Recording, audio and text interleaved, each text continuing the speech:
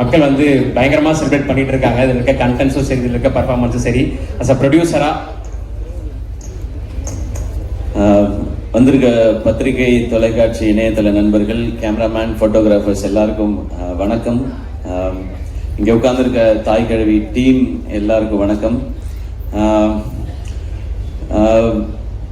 மற்ற ஃபங்க்ஷன்லாம் வந்து நம்ம அடுத்து பேச போகிறோம் போது நம்ம என்ன பேசணும், இது பேசணும், நேரம் வேற குறைவாக இருக்கு, இது ஓடிட்டு இருக்கோம். இந்த ஃபங்க்ஷனில் மட்டும் ஆரம்பத்துலேருந்தே எனக்கு முன்னாடி ராதிகா மேம் பேசுறதுனால அவங்க என்ன பேச போகிறாங்களோ, அதில் என்னெல்லாம் இருக்குமோ, இதில் என்னெல்லாம் வருமோ, ஹெட்லைன்ஸான்ற ஒரு பதட்டத்திலே பார்த்துட்டு, அதனால நான் என்ன பேசணுங்கிறத யோசிக்கவே நான் மறந்துட்டேன்.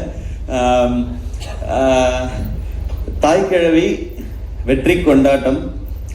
முதல்ல இந்த படத்துக்கு இவ்வளவு பெரிய வரவேற்பும் வெற்றியும் கொடுத்த தமிழக மக்கள் எல்லாருக்கும் எங்களுடைய மனமார்ந்த நன்றிகள். இது வந்து உங்களுடைய ஃபேமிலியில சம்பந்தப்பட்ட ஒருத்தருடைய கதையா நீங்க கொண்டாட ஆரம்பிச்சதும், அதை பத்தி வெளியில வந்த ஒரு பாசிட்டிவ் வேர்ட் ஆஃப் மவுத்தும், அதுதான் இந்த படத்தை இவ்வளவு பெருசா ரீச் ஆகியிருக்கு. பட் அவங்கள்ட்ட கொண்டு போய் சேர்த்தது ப்ரெஷ் ஷோ. நாங்கள் ரொம்ப ரொம்ப பிலீவ் பண்ணது இந்த படத்தை எப்படி கொண்டு போய் சேர்க்கறதுன்னு போது, ப்ரெஸ்ஸுக்கு ஷோ போடுவோம், மீதி அவங்க பார்த்துப்பாங்க கலை அப்படின்னு நான் சொன்னேன். அதனால தான் ப்ரெஷ் ஷோ வந்து ஃபேமிலி ஷோவாக ஏற்பாடு பண்ணோம். அங்கே நான் வந்து சிவா சொன்ன மாதிரி ஃபீட்பேக் பார்க்க போனது, இங்கே இவங்க என்ஜாய் பண்ணிட்டாங்கன்னா இதுதான் தமிழ்நாடு ஃபுல்லாக நடக்க போகுது அப்படின்றது தான் அன்னைக்கு நான் பார்க்கறதுக்காக நான் துடிச்சிட்டே இருந்தது. அன்னைக்கு நீங்கள்லாம் கொடுத்த வரவேற்பும், நீங்கள் அதுக்கப்புறம் இதை பற்றி எழுதின விதமும், அது வந்து மக்கள்கிட்ட கொண்டு போய் சேர்த்துச்சு. மக்கள் இப்போ அந்த படத்தை எடுத்துக்கிட்டாங்க. இங்கே நாங்கள் படத்தோட வெற்றியை நாங்கள் கொண்டாடிட்டு இருக்கோம். ஸோ பத்திரிகை, தொலைக்காட்சி, இணையதள நண்பர்கள் எல்லாருக்கும் எங்களுடைய மனமார்ந்த நன்றிகள் நீங்கள் கொடுத்த இந்த சப்போர்ட்டுக்கு. இந்த படம் வந்து ஆரம்பிக்கும் போது சிவகுமார் கதை சொல்லும் பொழுது நான் நல்லா சிரித்தேன், என்ஜாய் பண்ணேன். ஆனால் இந்த படத்தில் வந்து எனக்கு டக்குன்னு மனசில் ஒட்டின இடம் வந்து, ராதிகா மேம்கிட்ட கேட்பாங்க பசங்க எல்லாமே, வார வாரம் பாலசரவணன் கேட்பார், வார வாரம் ஞாயிற்றுக்கிழமை மதுரைக்கு போனியே, எங்கே தான் அத்தா போனேன் அப்படின் போது எனக்கு ஒரு கியூரியாசிட்டி, என்ன பண்ணியிருப்பாங்க அங்கே போய் ஏதாவது பணம் சம்பாதிச்சிருப்பாங்களா, ஏதாவது வேலை ஏதாவது பார்த்துருப்பாங்களா, தொழில் இல்லை அங்கே ஏதாவது காசு கிடைச்சிருக்குமா, என்னென்னமோ யோசிச்சு பார்த்தேன். அவர் ஓப்பன் பண்ண விதம் வந்து, அவங்க அழகா பொறிக்கடலை சாப்பிட்டுட்டு ஜாலியாக வராங்கன்னாரு. அந்த இடத்துல இருந்து எனக்கு மைண்ட் ஒரு மாதிரி ஆயிடுச்சு. ஏன்னா எல்லாரும் ஓடிக்கிட்டே தான் இருக்கோம், நமக்குன்னு நம்ம வாழ்க்கையில் 5 நிமிஷமாவது ஸ்பெண்ட் பண்றோமான்றத அந்த இடத்துல ஆரம்பிச்சாரு சிவா. அது எனக்கு அப்படியே, எனக்கு இப்ப சொல்லும் போது எனக்கு சிலிர்க்குது. அங்க ஆரம்பிச்சு அந்த கதை வந்து போயிட்டே இருந்துச்சு. அந்த இடத்துல முடிவு பண்ணிட்டேன், இது பயங்கரமான தாட்டுன்னு. ஏன்னா முதல்ல நம்மளை நம்ம சந்தோஷமா வச்சுக்கிறது தான் முதல் இதுன்னு நினைக்கிறேன். வாழ்க்கையில நம்ம என்னைக்காவது எவ்வளவு நாள் வாழ்க்கையில நம்ம சந்தோஷமா இருந்திருப்போம், இல்லை எத்தனை முறை நம்ம நிம்மதியா ஃபீல் பண்ணியிருப்போம், அப்பாடா ஓகே. ஏன்னா பிரச்சனை இருந்துகிட்டே தான் இருக்க போகுது, அதுக்கு நடுவில் நம்மளை சந்தோஷப்படுத்திக்கிறதுன்னு ஒன்று இருக்குல்ல. அதை இந்த படத்துல சிவா சொல்லும் போதுலேருந்து எனக்கு இந்த படத்தோட பெர்ஸ்பெக்டிவே மாறிடுச்சு.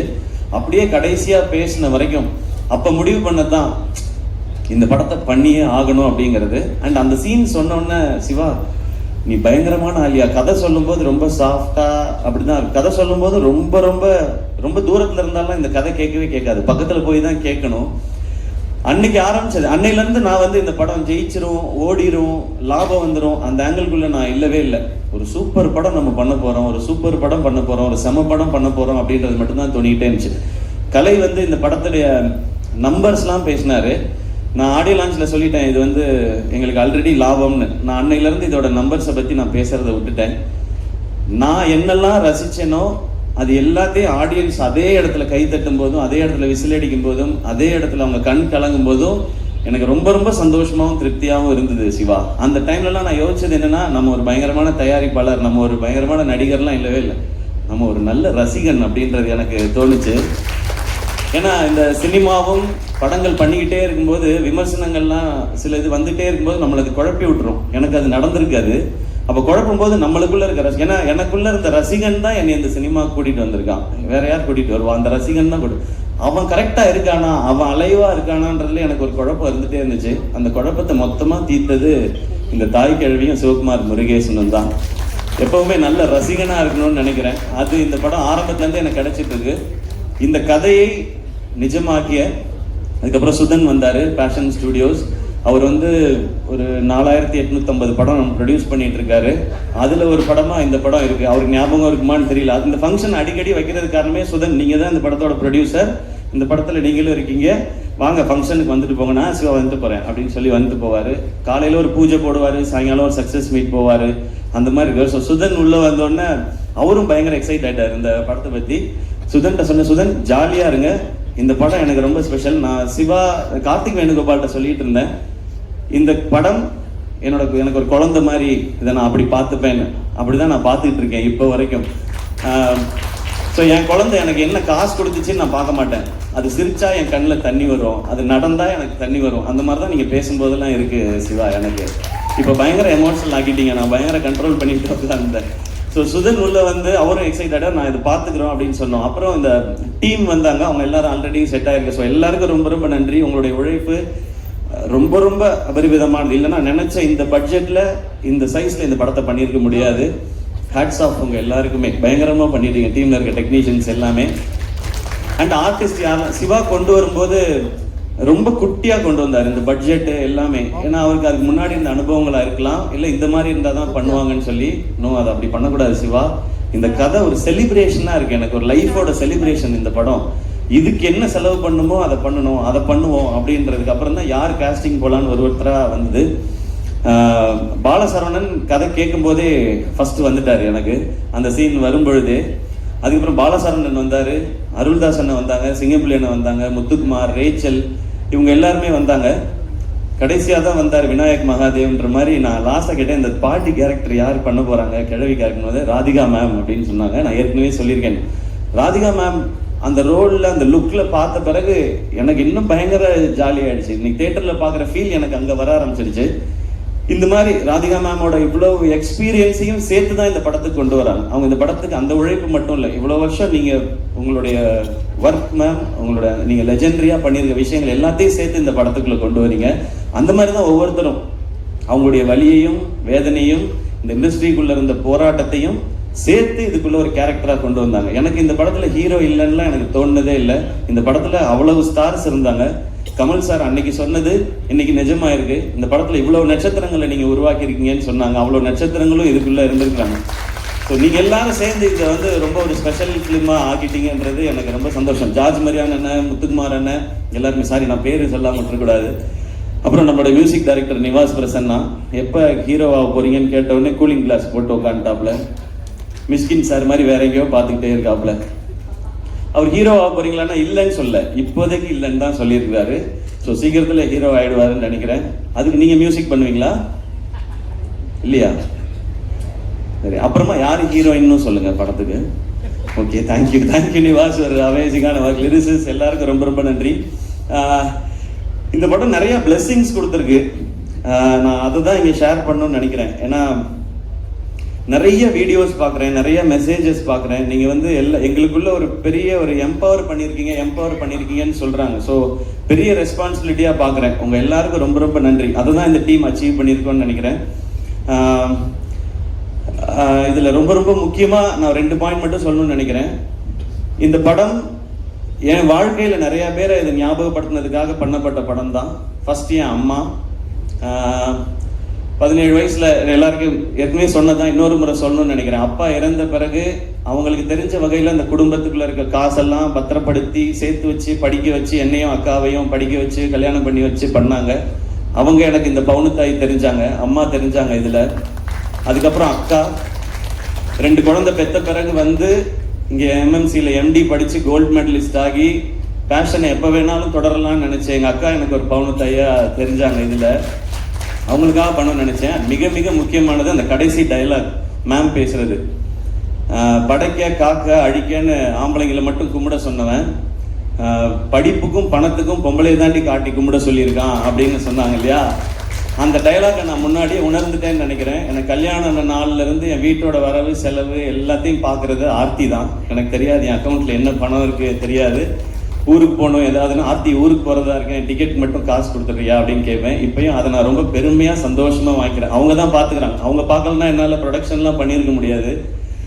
ஸோ ஆர்த்தி, அவங்க எனக்கு ஒரு பவுன் தாயாக தான் தெரிஞ்சாங்க. இந்த மாதிரி ஒவ்வொரு வீடுகள்லையும் அவங்களுக்கு சின்ன சம்பளமா இருந்தாலும் கொஞ்சம் காசா இருந்தாலும் அதை அங்கங்க சேமிச்சு வச்சோ இல்லை குழந்தைகளை பார்த்துக்கிட்டோ இப்படி வீட்டில் இருக்கிற ஒவ்வொரு அம்மாக்களுக்கும் அக்காக்களுக்கும் தங்கச்சிகளுக்கும் சகோதரிகளுக்கும் இவங்க எல்லாருக்குமான ட்ரிபியூட்டும் சமர்ப்பணம் தான் இந்த தாய் கிழவி படமும் இந்த வெற்றியும்.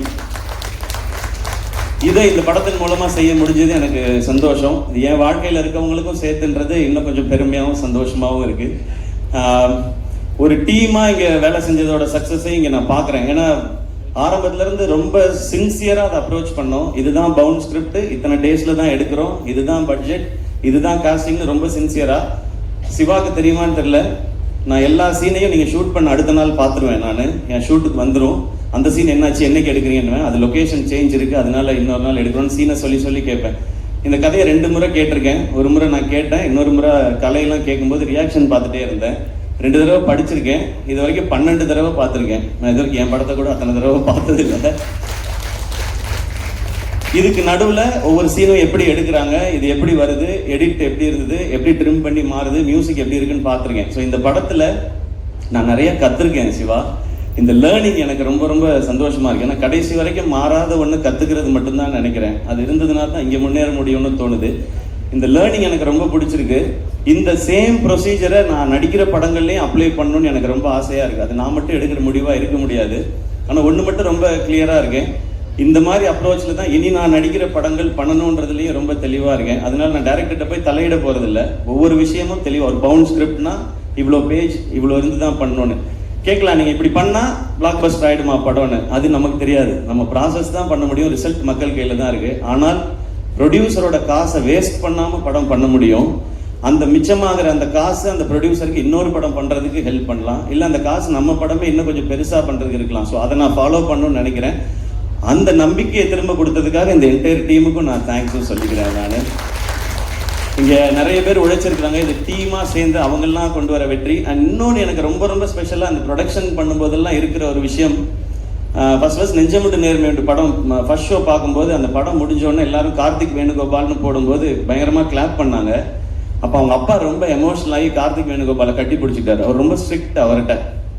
அதே மாதிரி ஒரு தருணம் இங்கே ப்ரீமியர் முடிஞ்சோடனே சிவகுமார் முருகேசனோட அப்பா வந்து எங்கள் 2 பேரையும் கட்டி பிடிச்சிக்கிட்டாரு.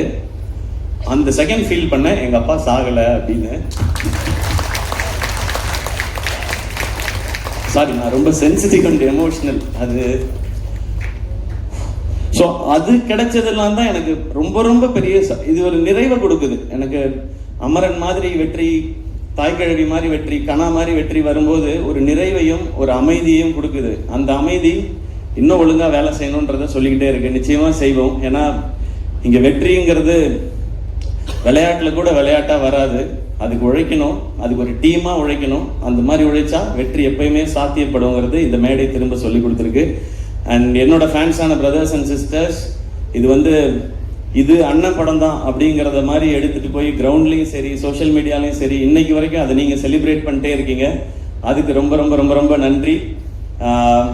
அடுத்து சேயோன் சிவாவோட தான். மேம் சொன்ன மாதிரி இன்னும் கொஞ்சம் கரெக்டாக வேலை பார்த்து அது இன்னும் கொஞ்சம் நல்லா பண்ணணும். அதுக்கு இன்னும் கொஞ்சம் டைம் எடுத்துக்கிறோம். இந்த மாதம் ஷூட் போகிறதா இருந்துச்சு, பட் இந்த மாதம் இந்த படத்துக்கான வேலையில் சிவாவும் இருந்ததுனால சரி அவரை ப்ரெஷர் போடக்கூடாதுன்னு டைம் எடுத்து அழகாக பண்ணுறோம். நெக்ஸ்ட் மந்த் தான் போகிறோம், அதுவும் நல்லபடியாக நடக்கும். அண்ட் எஸ்கே ப்ரொடக்ஷன் இந்த படம் லாபகரமான படம்னு சொன்னேன். ஆனால் இந்த லாபம் நிச்சயமாக நல்ல விஷயங்கள் அழகான விஷயங்களுக்கே பயன்படும். முதல்ல என்னை சுற்றி இருக்கிற அவங்களுக்கு ஏதாவது ஒரு நல்லது செய்யணும்னு நினைக்கிறேன். அப்புறம் இன்னும் தேவைப்படுற சிலருக்கு சில நல்லதுகளை செய்யணும்னு நினைக்கிறேன். அது எப்பவும் அது அப்பா பேரில் இருக்கிற அந்த ட்ரஸ்டின் மூலமாக எதுவும் நடந்துகிட்டே இருக்கும். இன்னொரு பகுதியை எடுத்து எஸ்கே ப்ரொடக்ஷனில் நான் சொன்னேன் இல்லையா, இந்த ஸ்டேஜை இன்னும் கொஞ்சம் பெருசு பண்ணி டேலண்ட்ஸ்க்கான ஆப்பர்ச்சுனிட்டி இருக்கணும்னு சொல்லி. ஸோ அது நெக்ஸ்ட்டு இன்னொரு புது டேலண்ட், ஒரு புது இயக்குனரை நாங்கள் அறிமுகப்படுத்தணும்னு நினைக்கிறோம். இந்த படம் அந்த நம்பிக்கையும் கொடுத்துருக்கு. அவரை மட்டும் இந்த ஸ்டேஜில் நான் இன்ட்ரடியூஸ் பண்ணிக்கிறேன். எஸ்கே ப்ரொடக்ஷன்ஸோட 10வது திரைப்படம், அதை இயக்க போகிற புதுமுக இயக்குனர். ஒரு பெரிய கைதட்டல் கொடுத்துடலாம். இப்போ எஸ்கே ப்ரொடக்ஷன்ஸ் உடைய 10வது படத்தின் டைரக்டர் அம்மாமுத்து சூர்யா. அவர் தான் நெக்ஸ்ட் எஸ்கே ப்ரொடக்ஷனில் லான்ச் ஆகிற டைரக்டர். இவர் தான். இருந்தாலும் ஃபோட்டோவில் கொஞ்சம் சிரிச்சிருக்கலாம். கலர்ஃபுல்லாக இருக்கு. ஆமாம், இல்லை இந்த படம் ஃபேமிலி லேடிஸ் அவங்களுக்காக ரொம்ப ஸ்பெஷலாக பண்ணோம். அடுத்த படம் வந்து ஒரு யூத்துக்கான அவங்கள பற்றின ஒரு படமாக இருக்கும், ஒரு யூத்ஃபுல் என்டர்டெய்னராக இருக்கும். ஒரு ஃபைனல் ஸ்கிரிப்ட் இப்போ அவர் எழுதிட்டு இருக்காரு. அது முடிச்சதுக்கப்புறம் காஸ்ட் யார் பண்ண போகிறா என்னன்றதை ஒன்று ஒன்றா அனௌன்ஸ் பண்ணுவோம். எனக்கு இந்த ஸ்டேஜில் சொல்லணும்னு தோணுச்சு, ஏன்னா இது ரொம்ப பாசிட்டிவாக இருக்குது. இந்த ஃபேமிலி எல்லாம் சேர்த்து தான் இந்த இது வாய்ப்பையும் சாத்தியப்படுத்தி இருக்குன்னு நான் நம்புகிறேன். ஸோ அங்கே சொல்லணும்னு நினச்சேன். நீங்கள் எதாவது சொல்லணுமா? வேணாமா? தேங்க்யூ. படத்தோட ஆடியோ லான்ச் சக்சஸ் மீட்ல கொஞ்சம் டீடைல்டா பேசிக்கிறேன் அப்படின்ற மாதிரி ஒரு மைண்ட் வாய்ஸ் புரியுது. வாழ்த்துக்கள் ப்ரோ, வாழ்த்துக்கள். தேங்க்யூ. நான் யாரையாவது அண்ட் இந்த படத்தை எங்களோட சேர்ந்து பிஸ்னஸ் பார்ட்னர்ஸாக இருந்த ஹாட் ஸ்டார், விஜய் டிவி, அவங்க ஆரம்பத்துலேருந்து இந்த படத்தை ஓன் பண்ணாங்க. அண்ட் அதே மாதிரி ஏஜிஎஸ், முக்கியமாக அர்ச்சனா, அவங்களுக்கு எங்களுடைய நன்றி. விதுஷ், அஹிம்சா அண்ட் மற்ற டெரிட்டரியில் டிஸ்ட்ரிபியூட் பண்ணவங்க, அண்ட் சாரிகாமா, அவங்களோட நம்மளோட அசோசியேஷன் எல்லாமே பயங்கரமாக இருக்குது. ஒரு அமரன், இப்போ தாய் கிழவி அப்படின்னு சொல்லி அது தொடரும் அப்படின்னு நான் நம்புகிறேன். ஸோ யாரையாவது ஆர்டிஸ்ட் யாரையாவது மிஸ் பண்ணியிருந்தா மன்னிச்சுங்க. முக்கியமாக assistant directors and camera department, படத்தில் பின்னாடி ஒர்க் பண்ண அத்தனை பேருக்கும் அந்த நான் டீமாக நீங்கள் எல்லாரும் சேர்ந்து ஒன்று பண்ணியிருக்கேன்னு சொன்னேன்ல, அது உங்கள் எல்லாருக்கும் சேர்த்து தான். Thank you once again. அண்ட் என்னோட எஸ்கே ப்ரொடக்ஷன்ஸோட டீம், கலை ப்ரோ, நான் எல்லாத்தையும் சொல்கிறது அதுதான். அவர் சீன் பேப்பர், ஸ்கிரிப்ட் புக் இல்லாமல் டைரக்டரோட டிஸ்கஷன்ஸே வச்சுக்க மாட்டார். ரேண்டமாக ஏன் இன்னைக்கு 150 பேர் போட்டிருக்கீங்க, 50 பேரை கட் பண்ணுங்க அப்படி சொல்கிற ஆள் இல்லை. இது என்ன சீன், எங்கே நடக்குது, அதை ஃபுல்லாக படித்து இது என்ன டியூரேஷன் வரும்ன்றது வரைக்கும் அவர் பிளான் பண்ணி தான் பண்ணுவார். ஸோ நம்ம நினைக்கிற விஷன் அச்சீவ் பண்ணுறதுக்கு அந்த மாதிரி ஆட்களோட பயணிச்சா தான் முடியும். ஸோ கலை, அதுக்கப்புறம் ராகுல் தான் டிசைன்ஸ் எல்லாம் அவரை தான் போட்டு விரட்டிக்கிட்டே இருப்போம். ராகுல், கார்த்தி, திவாகர், உங்கள் எல்லாருக்கும் ரொம்ப ரொம்ப நன்றி. நான் ரொம்ப ஆசையாக பண்ண படம் இது. அதில் ஒரு சின்ன ஒரு டென்த் கூட விடாமல் இந்த செகண்ட் வரைக்கும் பார்த்துக்கிட்டது இந்த 4 பேரும். உங்களுக்கு ரொம்ப பெரிய நன்றி. அந்த என்டையர் டீமுக்கும் மீண்டும் ஒரு முறை நன்றி, வாழ்த்துக்கள். இது ஒரு செலிப்ரேஷன். இன்னொரு செலிப்ரேஷன் ஒன்று இருக்குது, இன்னும் பெருசாக. அதுவும் நான் உங்களுக்கு சொல்கிறேன். அப்பயும் நீங்கள் இதே மாதிரி வரணும். ஏன்னா அருள்தாஸ் அண்ணன், முத்துக்குமார் அண்ணன், சிங்கம்பிள்ளை அண்ணன், பாலா, ஜார்ஜ் மரியான், ரேச்சல் எல்லாமே பயங்கர பிஸியான ஆர்டிஸ்ட்டு. இன்னைக்கு ஏதோ 2 ஷூட்டை கேன்சல் பண்ணிட்டு தான் வந்திருப்பாங்க. அதுக்கும் நீங்கள் கண்டிப்பாக இதே மாதிரி வரணும், ஏன்னா நான் ஃபேமிலியாக பார்க்குறேன் அப்படின்றதுனால. ஸோ மீண்டும் நன்றி. முத்துக்குமார் உங்களுக்கு தானே முனிஷ்காந்த் அண்ணா எல்லாம் வந்துடுற இல்லை முனிஷ்காந்த் அண்ணன் இப்போ எல்லாமே வந்து படம் சூப்பராக போகுது அப்படின்னா அவர் ரியாக்ஷன் எல்லாம் அந்த ரியாக்ஷன் தான் ஃபுல்லாக நாங்கள் பண்ணியிருக்கோம். அது ரொம்ப எமோஷனலான ஸ்டேஜ். அதனால எங்கே ஆரம்பிச்சு எங்கே முடிச்சேன், யாரை பற்றி பேசியிருக்கேன், யாரை தெரியல. நான் இன்னொரு வாட்டி வீடியோ பார்த்தா தான் தெரியும். அண்ட் பத்திரிகையில் இருக்கிற நிறைய பேர் நண்பர்கள் வந்து இந்த மாதிரி ஒரு படம் நான் பண்ணதில் வந்து அவ்வளவு மகிழ்ச்சி அவங்களுக்கு. எப்பவும் படம் நல்லா இருந்துச்சுன்னா ஒரு 4 வரியில் மெசேஜ் வரும். இந்த மாதிரி ஒரு 10 வரி இல்லைன்னா வாய்ஸ் நோட் ஒரு 2 நிமிஷம் 2.5 நிமிஷத்துக்கு வருது. அது எனக்கு ரொம்ப ஸ்பெஷலாக இருக்குது. அதுக்கு ஒரு முறை உங்கள் எல்லாருக்கும் நன்றி. தேங்க்யூ. 2-3 தடவைலாம் கேட்டுப்பேன் நான். ரொம்ப நன்றிண்ணா. ஏன்னா எவ்வளவு கனெக்டடா இருந்திருக்கீங்க.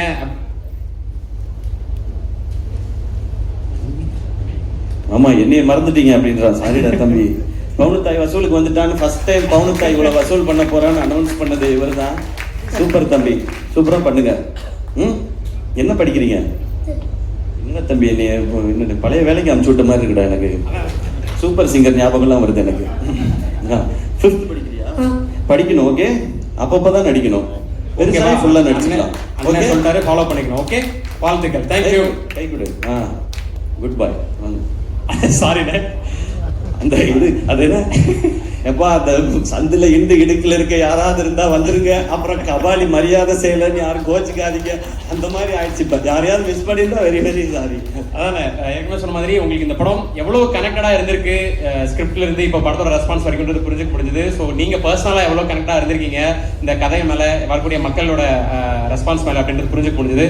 ஸோ அடுத்தடுத்து நல்ல ப்ராஜெக்ட்ஸ் எஸ்கே ப்ரொடக்ஷன்ஸ்ல இருந்து நாங்கள் எதிர்பார்க்கிறோம். ஸோ அதுக்கான விதையா அடுத்தடுத்து என்ன நடக்குதுன்றது புரிஞ்சுக்க முடிஞ்சது. நன்றி. அண்ட் தமிழ் மக்கள், உலகம் ஃபுல்லா இருக்கிற தமிழ் மக்களுக்கு ரொம்ப பெரிய நன்றி சொல்லணும். ஏன்னா ஃபாரின்லயும் இது வந்து ரொம்ப பெரிய சக்சஸ் ஆயிருக்கு. அவ்வளோ பேர் பார்த்துருக்குறாங்க.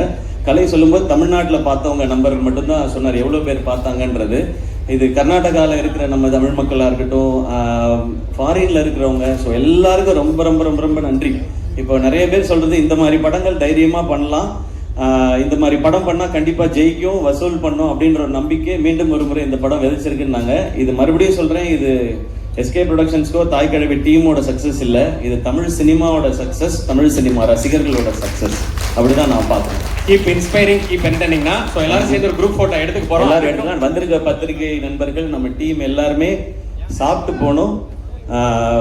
உங்களுக்காக ஒரு ஸ்பெஷலாக ஒரு விருந்து வந்து நம்ம டீம் எல்லாரும் அரேஞ்ச் பண்ணியிருக்காங்க. எல்லாரும் கண்டிப்பாக சாப்பிட்டு தான் போகணும். நன்றி நன்றி. எல்லாரும் அதுக்கு முன்னாடி ஒரு இப்போ படம் மிகப்பெரிய அளவில் சக்ஸஸ் ஆயிருக்கலாம்னா, ஸோ அதனால உங்களுக்கு, சுதன் சாருக்கு, ராதிகா மேம்க்கு, டேரக்டருக்கு எல்லாருக்கும் வந்து தமிழ் திரைப்பட பத்திரிகையாளர் சங்கம் சார்பாக ஒரு மரியாதை பண்ணணும்னு ஆசைப்படுறாங்க.